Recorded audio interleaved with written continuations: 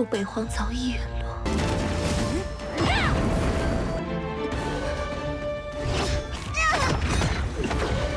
贝的灵力正在流失。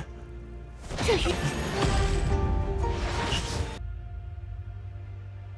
Hola, bagaimana nih kabar kalian? Semoga kalian dalam keadaan baik-baik saja, sehat selalu, serta dilancarkan rezekinya ya guys, amin.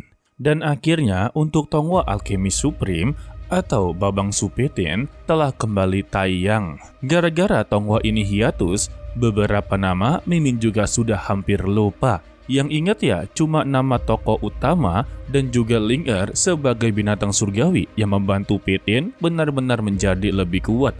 Kalau begitu ya langsung saja kita masuk ke dalam ceritanya. Untuk si gadis misterius menyebut Supetian sebagai Kaisar Utara, membuat Petian menjadi begitu sangatlah bingung dan memberitahunya sepertinya dia telah salah orang sembari memalingkan wajahnya. Dan senior tersebut ataupun si gadis misterius ini mengiyakannya karena sebetulnya untuk Kaisar Supetian sudah lama musnah waktu di eranya. Tetapi dia melihat Petian benar-benar begitu sangatlah familiar serta mukanya begitu sangatlah mirip.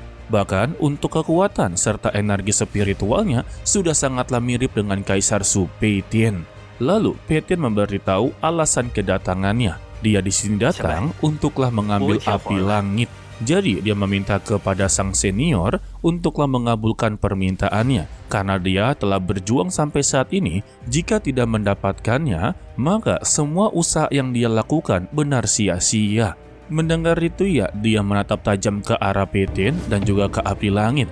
Dia menghela napas. Jika dia benar-benar bisa untuklah menaklukkan api langit, maka dia tidak akanlah menghalanginya. Namun untuk masalah konsekuensinya, dia tidak akanlah membantunya karena untuk menaklukkan api langit itu tergantung dengan kemampuannya sendiri. Dan Supetian berterima kasih atas izinnya dan dia pun langsunglah memulai untuklah menaklukkan api langit. Energi spiritual langsunglah dikeluarkan dan menghantam formasi perlindungan dari api langit. Setelah bentrokan kekuatan tersebut, terlihatlah salah satu gadis ataupun wujud dari api langit ini yang berwarna merah langsung menyerang ke arahnya. Tanpa babi bu juga, Petian langsunglah mengeluarkan api esnya yang membuat bentrokan kekuatan terus-menerus terjadi. Selama di dalam pertarungan, gadis misterius ini benar-benar begitu sangatlah penasaran bagaimana bisa sosok dari Petian ini benar-benar begitu kuat dan bisa membuat api langit benar-benar begitu terpojok. Dari beberapa benturan kekuatan, membuat si api langit ini benar-benar begitu lengah.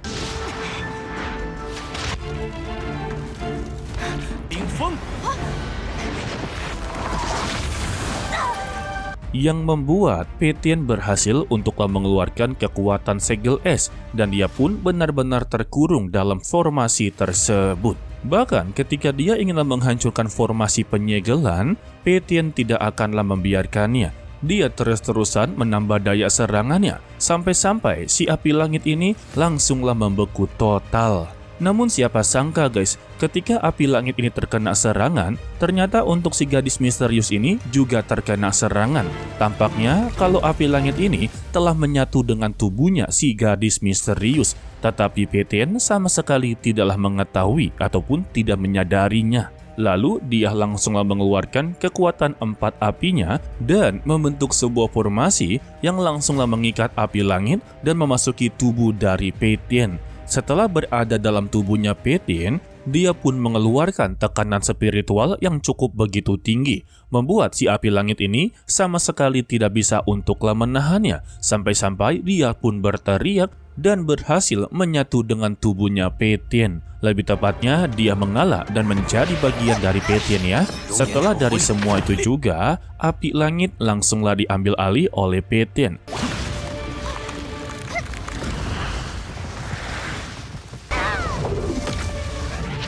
Akan tetapi, Petian barulah menyadari kalau tubuh dari si gadis misterius ini tiba-tiba mulai melemah. Dan si gadis ini pun meminta kepada Petian jika dia telah selesai, cepatlah pergi dari sini.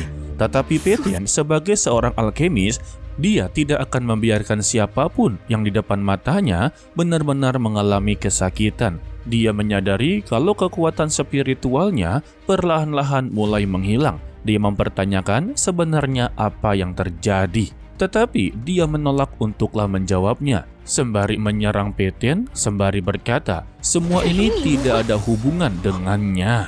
Dirinya yang perlahan-lahan melangkah sembari sempoyongan, akhirnya tidak bisa untuklah menahan kesadarannya, membuat dia langsunglah tumbang. Dengan sigap, Peitian langsunglah menopang tubuhnya dan memeriksa, ternyata untuk tubuh sang senior telah terkena racun yang begitu mematikan. Dan ketika dia inginlah menyembuhkannya, si gadis misterius ini berkata, jangan sia-siakan energi sihirnya, karena racun ini tidak bisa untuklah disembuhkan sama sekali. Dan satu-satunya cara untuklah menghilangkan racun ini, dia membutuhkan pil Qianshou Yin Yang, dan itu hanya bisa dibuat oleh Kaisar Su Peitian. 独创的阴阳千手丹可克制。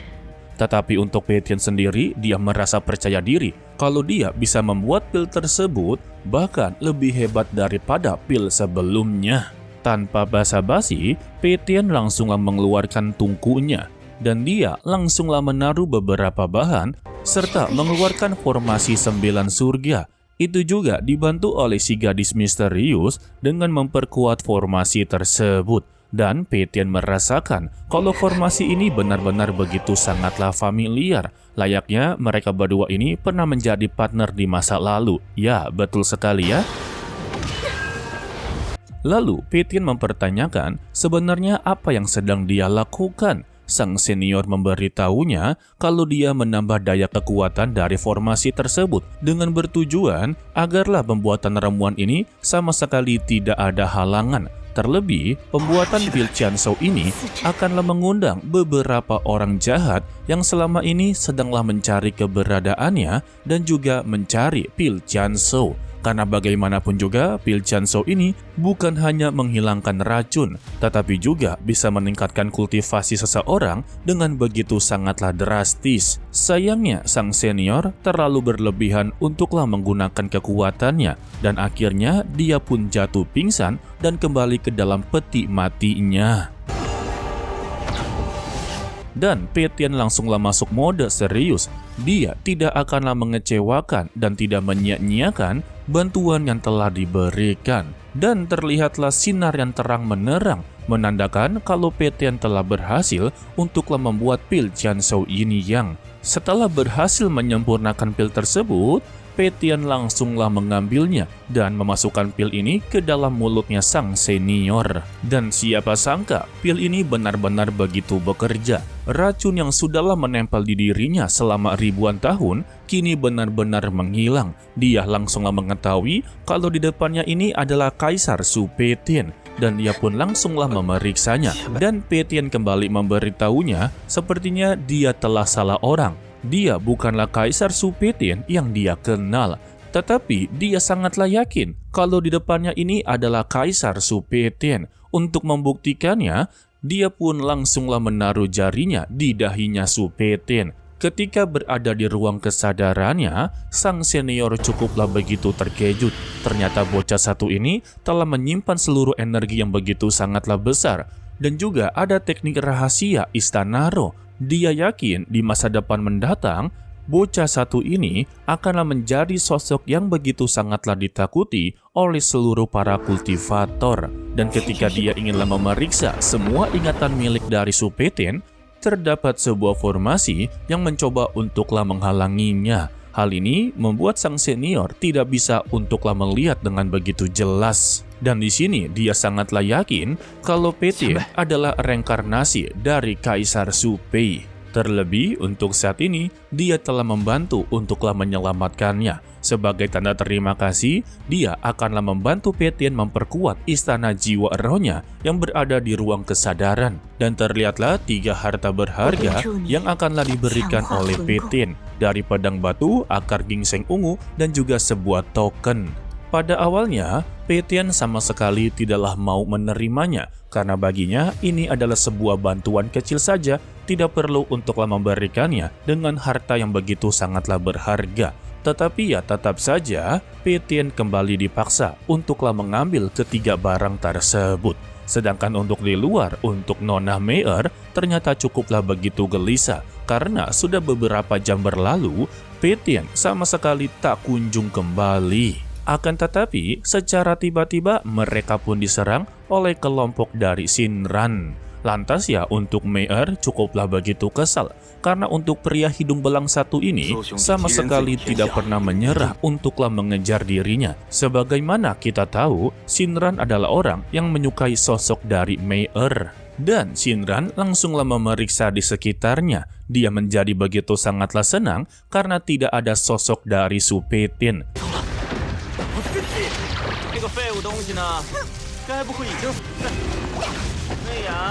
Dia pun mempertanyakan di mana pria sampah tersebut. Apakah dia sudah benar-benar mati di Gunung Leze? Jika iya, maka ini adalah sebuah keberuntungannya. Dan dia akanlah membawa Meyer untuklah pulang ke rumahnya.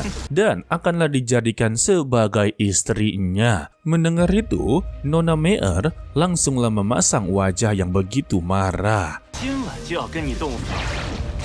Dan kita akhiri untuklah video kali ini dan dilanjutkan untuklah di hari Selasa. Jika jadwalnya memang tidak berubah ya, karena sebelum-sebelumnya ya jadwalnya di hari Selasa dan di hari Jumat guys. Jadi untuk spoiler untuk lapat berikutnya, ya sudah pasti Petian akanlah keluar bersama sang senior yang sampai saat ini kita masih belum tahu namanya siapa ya. Dan dia datang untuklah menghajar Shinran yang cukuplah begitu sombong serta pertarungan dengan sang tetua. Tetapi untuk saat ini mereka berdua bukanlah tandingan dari Petian guys. Karena ya dia telah mendapati api langit serta mendapati ketiga harta yang begitu berharga. Ya sudah pasti ranah kultivasinya sudah sangatlah meningkat begitu drastis. Ya kita akanlah mengetahui untuk di episode berikutnya ya. Oke lah sepertinya cukup sampai di sini saja dulu untuklah video kali ini. Mimin ucapkan terima kasih kepada kalian yang telah menonton sampai akhir. Pesan dari Mimin, tetaplah menjadi orang yang baik, walaupun itu sangatlah sulit. To be continue, sampai jumpa di video berikutnya. Bye-bye.